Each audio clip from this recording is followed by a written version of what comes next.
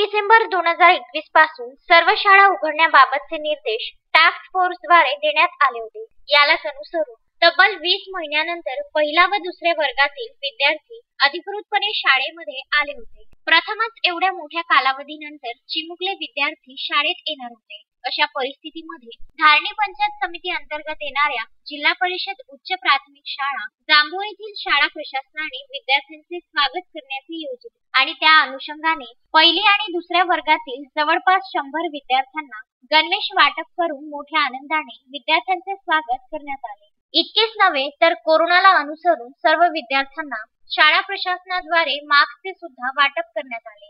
जांभूळ शाळेतील सर्व विद्यार्थ्यांना गणवेश आणि मास्कचे वाटप जांभूळ केंद्राचे केंद्र प्रमुख पी.बी. पवार यांच्या हस्ते पुष्पगुच्छ देऊन करण्यात आले। यावेळी रवींद्र घवडे मुख्याध्यापक, जिल्हा परिषद उच्च प्राथमिक शाळा तसेच सर्व शिक्षक वृंद उपस्थित होते।